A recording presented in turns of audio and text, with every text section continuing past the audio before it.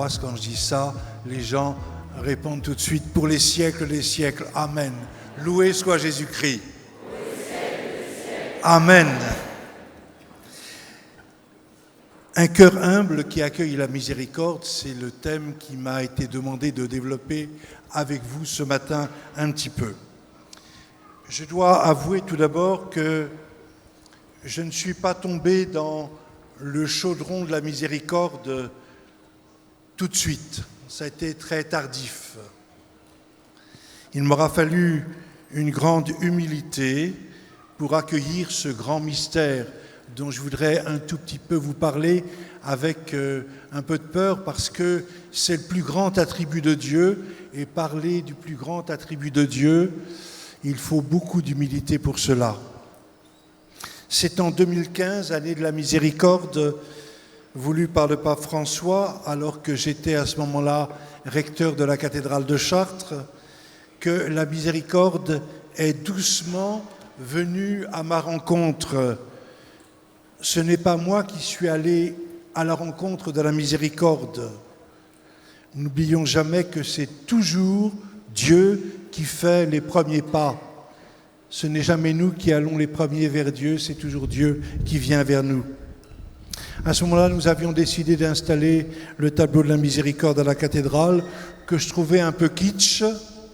Alors un ami, Pierre Sokol, qui travaillait avec moi, qui est polonais, m'a dit « Viens, on va aller à Cracovie voir l'original ». Et c'est devant ce tableau, pendant des heures, mystérieusement, que la miséricorde est venue à ma rencontre. C'est à Cracovie, dans la chapelle des Sœurs de Notre-Dame, oui, que j'ai été saisi devant ce tableau et auprès du petit sarcophage où reposent les restes de Sœur Faustine.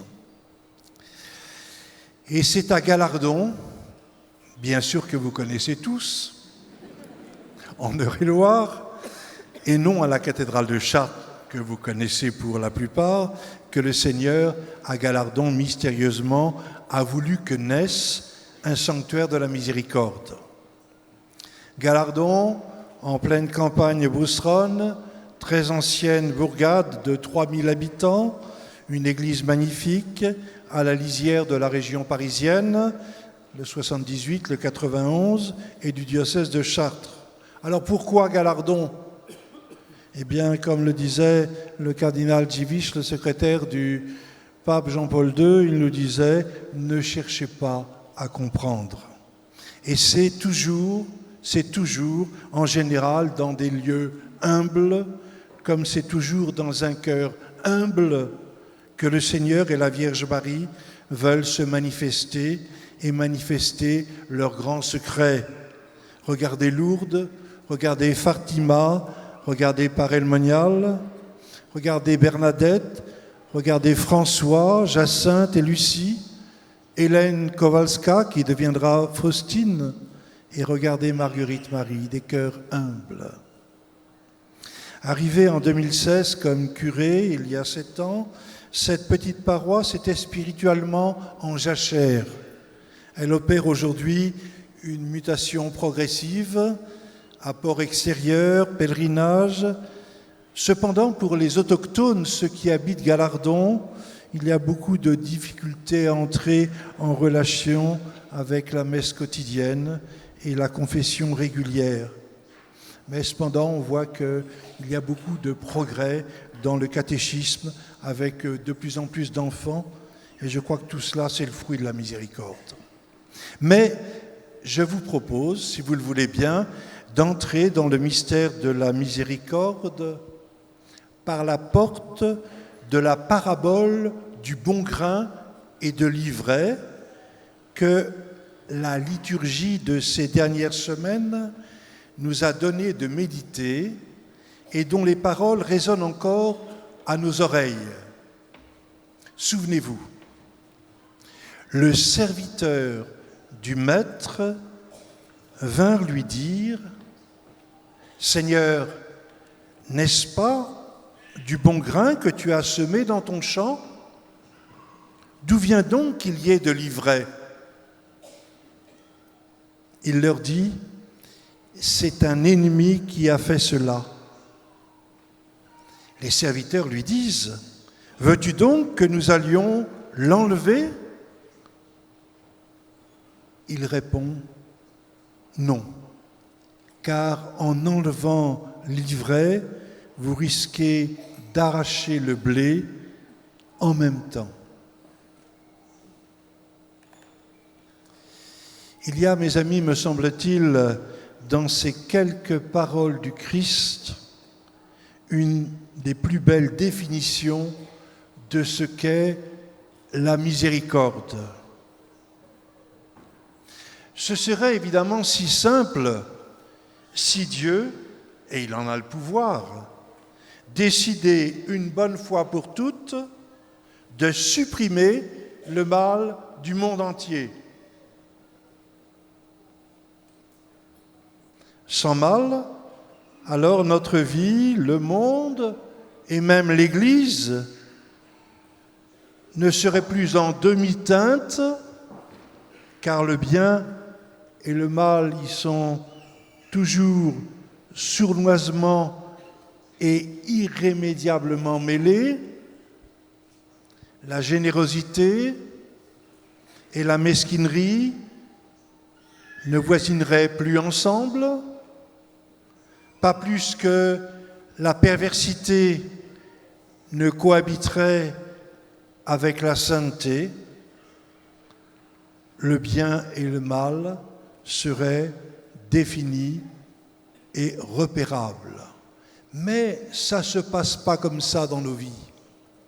C'est beaucoup plus mêlé. Mais par chance, comme le dit le frère dominicain Adrien Candiar, Dieu n'est pas hanté comme nous le sommes par ce rêve d'un monde chimiquement pur où le bien pourrait régner sans mélange. Car Dieu sait trop bien, lui, qu'aucune frontière ne peut distinguer le bien et le mal dans l'homme, les bons et les mauvais, parce que le bon grain est l'ivraie, le bien et le mal grandissent ensemble jusque dans nos propres cœurs. C'est, mes amis, notre condition humaine. Nous sommes un mélange de bon grain et d'ivraie. Si à l'instant même, dit le frère dominicain, si à l'instant même Dieu s'avisait de faire le tri entre les bons et les méchants parmi nous, de quel côté serions-nous? Et si Dieu exauçait ma prière et exterminait le mal dans le monde, j'aurais peut-être un peu de soucis à me faire.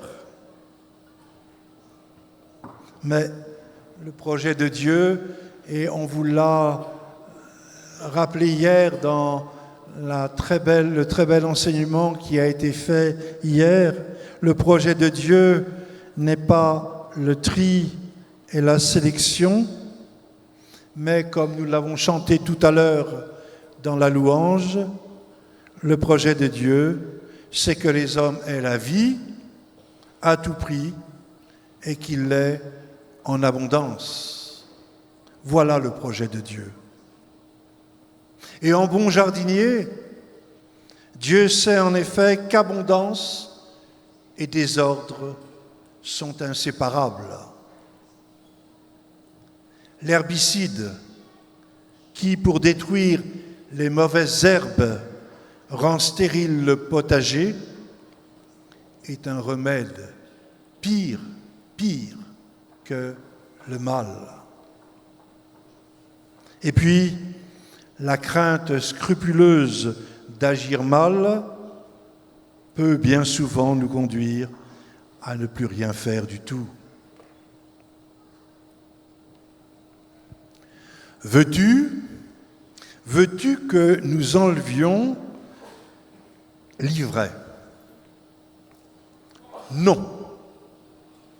Non, dit le maître, car en enlevant l'ivraie, vous risquez d'arracher le blé en même temps. Ce non du maître de la moisson nous fait comprendre, mes amis, que nous sommes entrés véritablement dans le temps de la miséricorde. Avant de venir comme un juge équitable, a dit Jésus à Sainte Faustine, avant de venir comme un juge équitable, je viens d'abord comme roi de miséricorde. Toute l'Écriture nous invite, presque à toutes les pages, à ne pas avoir peur, à avoir humblement confiance, à mettre notre confiance en celui qui sème le bon grain, le Fils de l'homme, le Christ lui-même, selon l'explication donnée par le Seigneur lui-même dans la parabole. Seul un cœur humble peut accueillir la miséricorde et la comprendre. Oui, mes amis, il nous faut faire confiance à ce jardinier si expert qu'il peut transformer patiemment mon ivraie en un splendide épi de blé. Lui seul peut faire cela, non pas moi, lui seul. Et c'est là toute l'œuvre et le pouvoir de la puissance de la miséricorde.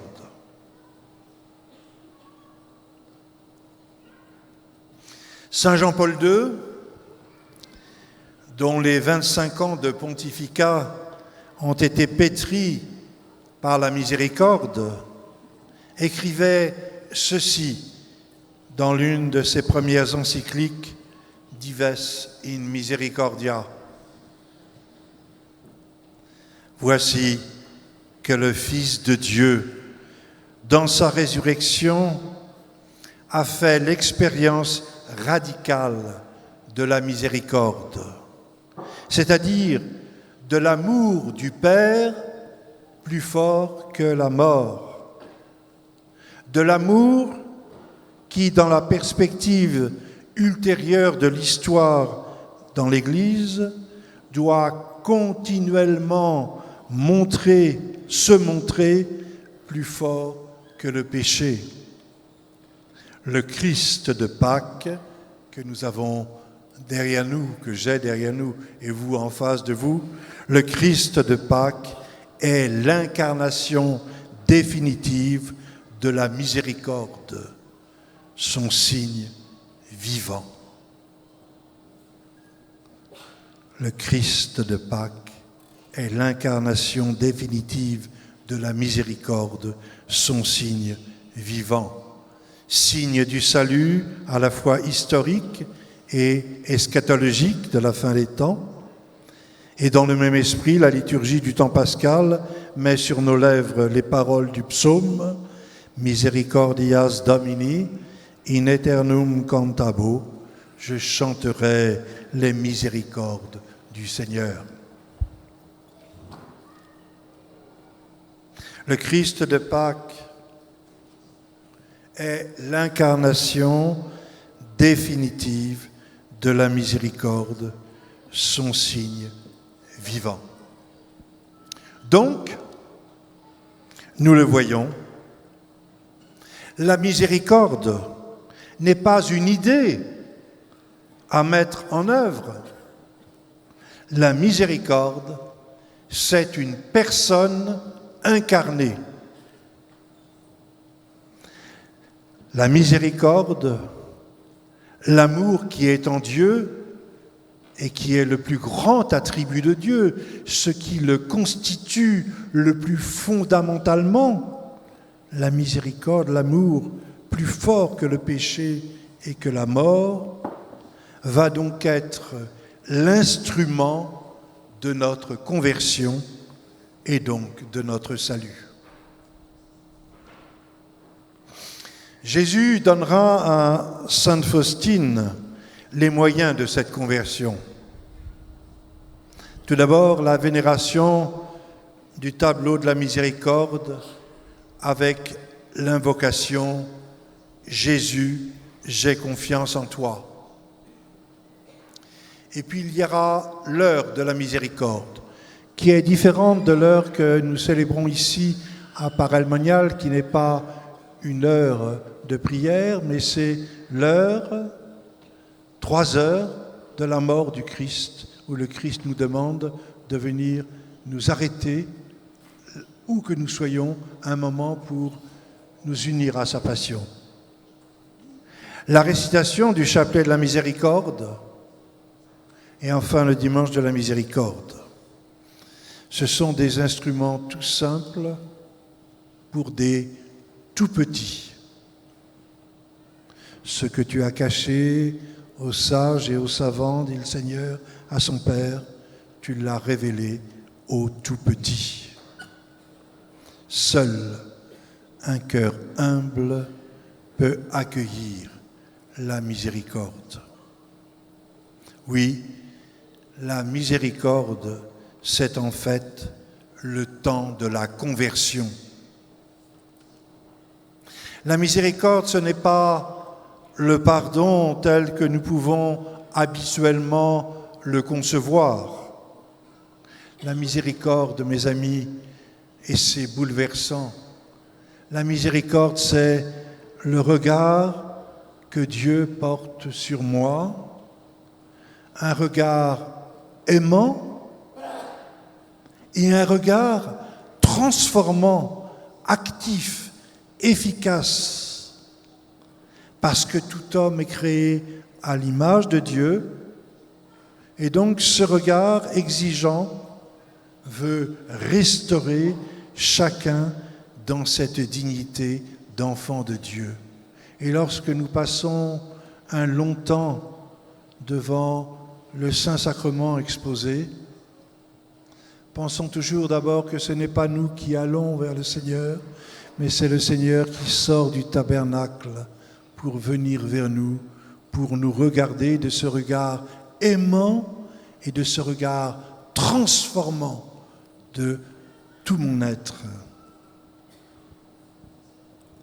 Miséricorde et justice vont ensemble, car être juste, c'est être accordé au projet de Dieu sur moi et sur le monde, et la miséricorde va me transformer dans ce sens. Un cœur humble qui accueille la miséricorde. Comment ne pas évoquer en ce lieu béni où nous nous trouvons la grande apparition qui se situe, si je ne me trompe pas, en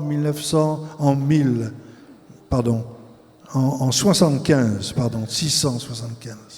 Devant le Saint-Sacrement, Marguerite voit à nouveau le Christ lui apparaître et il lui dit « Voici ce cœur qui a tant aimé les hommes qu'il n'a rien épargné jusqu'à s'épuiser et à se consumer pour leur témoigner son amour.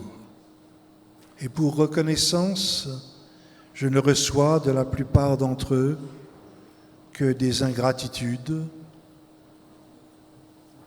par leur irréférence et leur sacrilège et par leur froideur et leur mépris. Ils sont loin de moi dans le sacrement de mon amour. Et Jésus va demander à sœur Faustine alors réparation. Réparation de bien des manières, et tout particulièrement par l'institution de cette fête du Sacré-Cœur.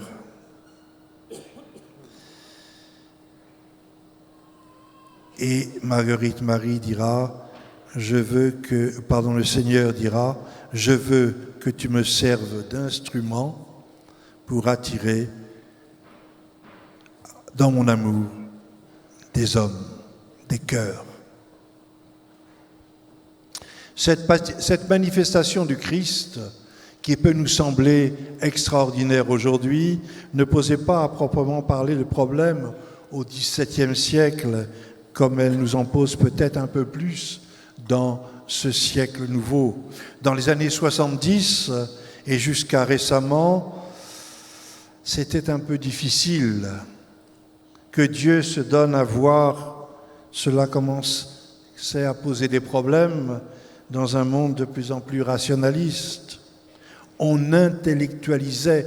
Vous savez, moi je suis un homme de la génération de 68. Je suis entré au séminaire en 68, j'ai été ordonné en 75 et j'ai vécu toutes ces années, pour le moins qu'on puisse dire, bouleversées. Excite les statues qui finissaient à la poubelle ou tout au moins dans les placards, comme ce fut le cas dans bien des églises. Quand je suis arrivé à Gallardon, toutes les statues, et y compris celles du Sacré-Cœur, étaient bien enfermées dans un placard sous l'orgue. De même, la religion dite populaire, dans ces années-là, prenait du plomb dans l'aile. Et pourtant, le principe même de l'incarnation, n'est-ce pas que Dieu se donne à voir? Qui me voit, dira Jésus, voit le Père.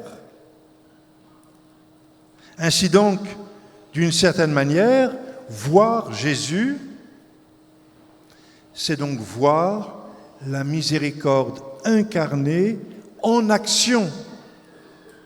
Le Christ de Pâques, disait saint Jean-Paul II, est l'incarnation définitive de la miséricorde, son signe vivant.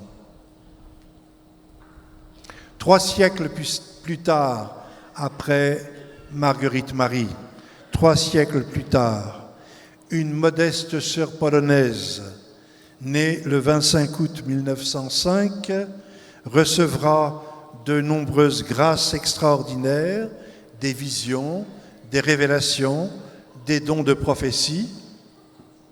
Rien pourtant ne transparaît dans sa vie simple et dévouée de religieuse, où elle va accomplir des tâches toutes simples comme le jardin, comme la cuisine, comme la boulangerie. Et cependant, pour bien affirmer que la miséricorde est une personne, le Christ va vouloir se manifester à Sainte Faustine et même lui demander de faire peindre ce qu'elle voyait lors de ses manifestations. Et je la cite dans son petit journal. « Un soir, quand j'étais dans ma cellule, je vis Jésus vêtu d'une tunique blanche, une main levée pour bénir, la seconde touchant son vêtement sur la poitrine. De la tunique entr'ouverte sortaient 2 grands rayons, l'un rouge, l'autre pâle. Après un moment, Jésus me dit « Peins un tableau selon le modèle que tu vois, avec l'inscription « Jésus, j'ai confiance en toi. Je désire que l'on honore ce tableau d'abord dans votre chapelle, puis dans le monde entier. Je promets que l'âme qui honorera ce tableau ne sera pas perdue. Je lui promets aussi la victoire sur ses ennemis d'ici-bas. spécialement à l'heure de la mort. Moi-même, je la défendrai comme ma propre gloire. Et c'est le peintre Eugène Kazimirovski qui réalisera le premier tableau en 1934. Sœur Faustine était particulièrement exigeante et demandait continuellement des corrections ou des détails en plus. Le peintre en avait assez. Dès qu'il voyait apparaître Sœur Faustine et sa supérieure, il devenait tout rouge. Elle était très exigeante pour obtenir une image la plus fidèle possible de ce qu'elle avait vu. Un jour, déçue de ne pas y voir exactement ce qu'elle avait vu dans sa vision, elle dit au Seigneur, « Qui, Seigneur, te peindra aussi beau que tu l'es ?» Et elle entendit alors le Seigneur soudain lui répondre, « Ce n'est ni dans la beauté des couleurs, ni dans celle du coup de pinceau que réside la grandeur de ce tableau, mais dans ma grâce. » Et comble de délicatesse, ça c'est le Seigneur, comble de délicatesse de la part du Seigneur pour appuyer ce qu'il lui avait dit. Faustine écrit dans son petit journal à la date du 28 avril 1935, jour de la fête de la Miséricorde, et je la cite, à la fin de la cérémonie, quand le prêtre a pris le très saint sacrement pour donner la bénédiction, j'ai vu Jésus tel qu'il était représenté sur ce tableau. Délicatesse du Seigneur.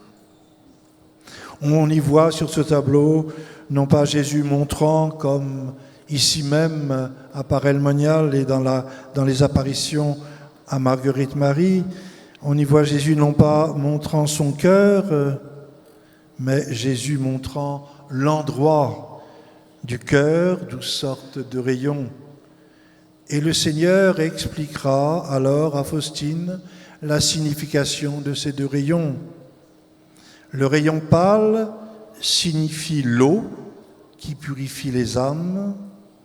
Le rayon rouge signifie le sang qui est la vie des âmes. Heureux qui vivra dans leur ombre, dit le Seigneur.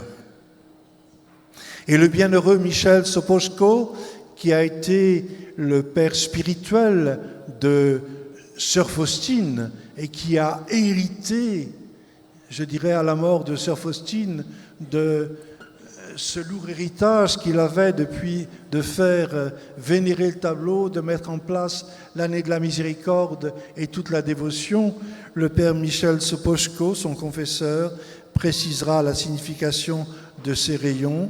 Ils sont, dit-il, le symbole de l'Église. Ce sang et cette eau coulent inlassablement, comme on l'a rappelé tout à l'heure dans la méditation, de l'Église en tant que grâce purifiant l'âme par le sacrement du baptême. Et pour ceux qui sont baptisés de la confession, qui va renouveler leur vie baptismale, et le sacrement vivifiant du sacrement de l'Eucharistie, le rayon rouge. Et leur auteur, dit le père Michel Sopoćko, c'est l'Esprit Saint que le Sauveur avait communiqué aux apôtres. Cette parole, mes amis, devrait vous parler. Rappelons-nous la prophétie de Malachie au chapitre 3, verset 20. « Mais pour vous qui craignez mon nom, le soleil de justice brillera avec la guérison dans ses rayons. » Le soleil de justice brillera avec la guérison dans ses rayons. Nous voilà, mes amis, au cœur de ce qu'est la miséricorde. Seul un cœur humble qui accueille peut accueillir la miséricorde. Et alors Dieu va faire de sœur Faustine, témoin inattendu, la secrétaire de l'apôtre et l'apôtre de sa miséricorde pour le monde entier. Et il dira, Jésus, dans l'Ancien Testament, « J'ai envoyé à mon peuple des prophètes, et avec eux la foudre. Aujourd'hui, dit-il à sœur Faustine, je t'envoie vers toute l'humanité avec ma miséricorde. Je ne veux pas punir l'humanité endolorie, mais je désire la guérir en l'étreignant sur mon cœur miséricordieux. Ma main ne saisit pas volontiers le glaive de la justice. Avant le jour de la justice, j'envoie le jour de la miséricorde. Je ne refuserai rien aux âmes que tu amèneras à la source de ma miséricorde. Et nous sommes tous dans ce jour de la miséricorde. Mais sœur Faustine va très vite le comprendre. Cette mission constituera pour elle non pas tant à parler comme je le fais à l'instant. Elle dira, mes paroles sont sans efficacité. Parle toi-même aux âmes, dit-elle à Jésus. Elle comprend, sœur Faustine, qu'il faut être miséricorde, c'est-à-dire en témoigner par tout son être, c'est-à-dire par son corps, C'est Jésus alors qui parlera, non pas uniquement par sa parole, mais par son corps.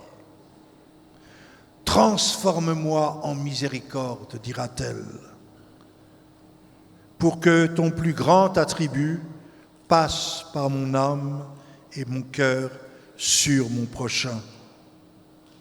Cette transformation, en la faisant devenir, comme le disait si bien Sainte Élisabeth de la Trinité quelques années auparavant, une humanité de surcroît pour Jésus-Christ,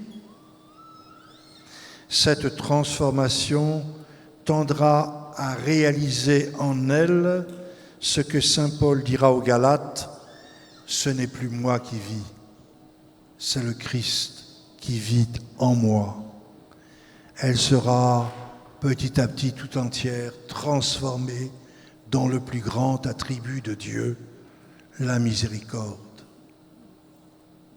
Cette œuvre de transformation opérée par le Christ en elle va atteindre alors tout son être, ses yeux, ses oreilles, sa langue, ses mains, ses pieds, son cœur.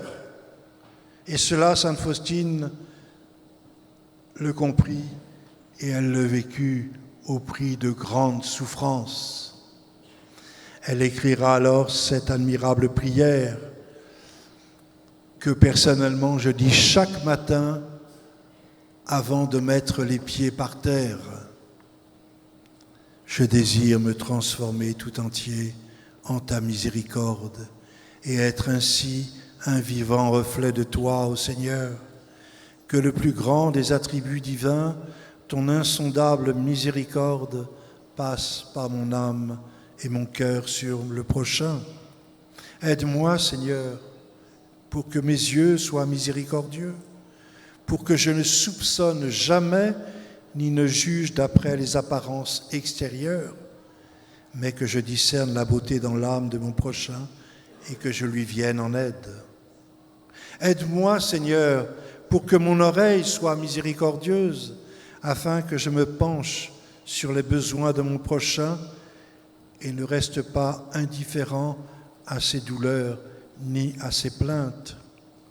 Aide-moi, Seigneur, pour que ma langue soit miséricordieuse, afin que je ne dise jamais de mal de personne, mais que j'ai pour chacun un mot de consolation et de pardon. Aide-moi, Seigneur, pour que mes mains soient miséricordieuses et remplies de bonnes actions, afin que je sache faire du bien à mon prochain et prendre sur moi les tâches les plus lourdes et les plus déplaisantes. Aide-moi, Seigneur, pour que mes pieds soient miséricordieux, pour me hâter au secours de mon prochain en dominant ma propre fatigue et ma lassitude. Mon véritable repos est de rendre service à mon prochain. Aide-moi, Seigneur, pour que mon cœur soit miséricordieux, afin que je ressente toutes les souffrances de mon prochain. Je ne refuserai mon cœur à personne. Je fréquenterai sincèrement même ceux qui, je le sais, vont abuser de ma bonté. Et moi, je m'enfermerai dans le cœur très miséricordieux de Jésus. Je tairai mes propres souffrances. Que ta miséricorde repose en moi, ô mon Seigneur. Ô mon Jésus, transforme-moi en toi, car tu peux tout.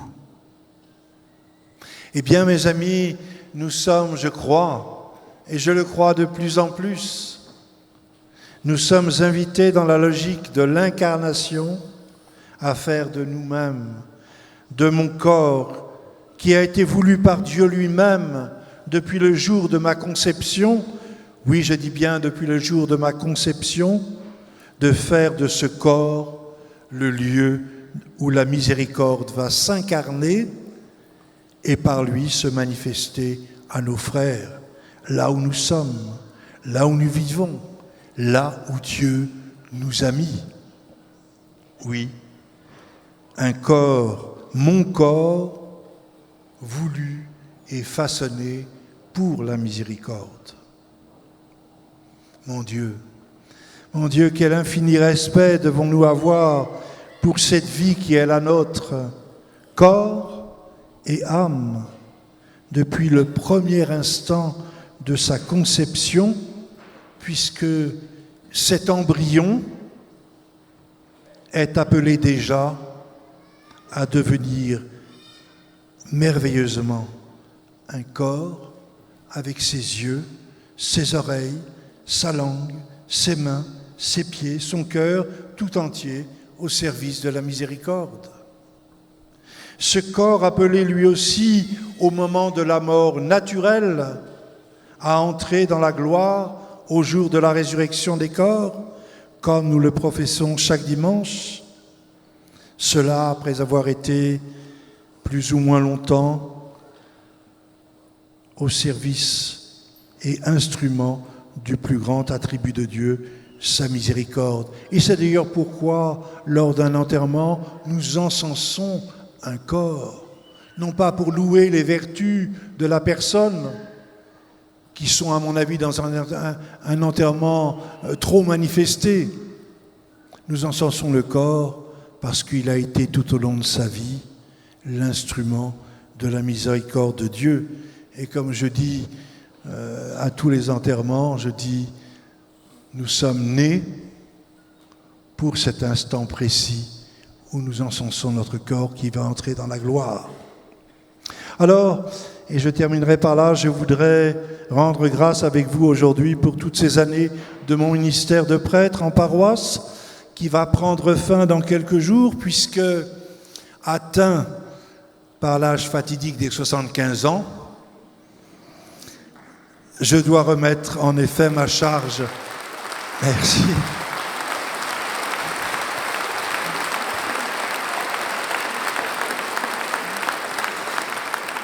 Je dois remettre ma charge de curé dans les mains de mon évêque, comme le prévoit la loi de l'Église, mais n'ayez pas peur, je ne vais pas passer mes journées au bistrot.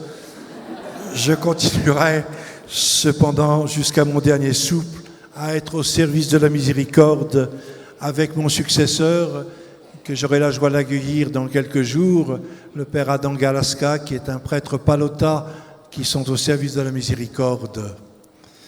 Il m'aura fallu, mes amis, presque 50 ans de ministère pour comprendre la signification profonde de cette citation que j'ai mise sur mon image d'ordination que je porte dans ma main, sur laquelle est écrit « Tu n'as voulu ni sacrifice, ni oblation, mais tu m'as façonné un corps Alors j'ai dit, voici, je viens pour faire, ô Dieu, ta volonté. Quel mystère et quelle grâce! Je crois que nous avons là, voyez-vous, en la miséricorde, tout particulièrement telle qu'elle a été révélée par Jésus à Sainte Faustine, le plus bel instrument d'évangélisation pour notre temps. La miséricorde dit l'amour de Dieu pour tous les hommes et elle opère la guérison et le salut. Sainte Faustine dira, l'amour, c'est la fleur, la miséricorde, c'est le fruit. Mais encore faut-il que nous mettions notre confiance infinie dans le Christ, que nous soyons assez humbles pour faire cela. Jésus nous indique que la confiance, c'est la posture de l'homme humble que nous devons adopter, de celui qui s'abandonne soi-même, qui se présente devant Dieu avec la moindre retenue possible. Sainte Faustine voulait faire mettre sur le tableau de la miséricorde que vous avez devant vous et derrière moi, vous le voyez en bas du tableau, elle voulait faire mettre non pas sur le tableau mais au-dessous du tableau un titre « Jésus, roi de miséricorde ». Et Jésus n'a pas voulu de ce titre. Il a voulu une prière écrite comme elle l'est sur le tableau, faisant partie intégrante du tableau. Le peintre ne voulait pas de cela, mais le Seigneur lui a dit, je ne demande pas au peintre ce qu'il veut, tu fais mettre cette inscription. Jésus, j'ai confiance en toi. C'est une prière, dira le Seigneur, qu'il faut répéter sans cesse. Cette prière, c'est celle de l'abandon le plus simple et de l'humilité. Et voici ce que nous dit Jésus avec cette formulation. Quand tu t'avanceras vers le tableau, où chaque fois que tu auras une intention à apporter devant ce tableau, voici ce que tu diras. Tu diras d'abord mon nom, Jésus, qui est au-dessus de tout nom, qui est tout-puissant et qui sauve. Jésus, Dieu sauve. Et tu reconnaîtras que tu me donnes tout et que je ferai ce qui est bon pour toi, car moi, je sais ce qui est bon pour toi. Saint Jean-Paul II, et je termine là, Saint Jean-Paul II a dit dans son homélie le jour de la canonisation de Sainte Faustine, le 30 avril de l'an 2000, et je le cite, « La lumière de la miséricorde divine que le Seigneur a voulu remettre au monde à travers le charisme de Sœur Faustine illuminera le chemin des hommes du 3e millénaire. » La canonisation de Sainte Faustina revêt une éloquence particulière. À travers cet acte, j'entends, dit le pape, transmettre aujourd'hui ce message au nouveau millénaire. Je le transmets à tous les hommes afin qu'ils apprennent à connaître toujours mieux le véritable visage de Dieu et le véritable visage de leurs frères. Et enfin, et c'est ça qui est mystérieux, le Saint-Pape Jean-Paul II a laissé un message posthume à l'Église et au monde avant de s'éteindre le 2 avril 2005. Et ce sont les paroles qu'il aurait voulu prononcer à midi le 3 avril pour le Regina Coeli, en la fête de la miséricorde, mais il n'était plus là. Et ce message, je vous le laisse en guise de conclusion. Il est tout simple. À l'humanité qui parfois semble perdue et dominée par le pouvoir du mal, de l'égoïsme et de la peur, le Seigneur ressuscité offre le don de son amour qui pardonne, réconcilie et rouvre l'âme à l'espérance. C'est un amour qui convertit les cœurs et donne la paix. Combien le monde a besoin de comprendre et d'accueillir le mystère de la miséricorde divine. Amen.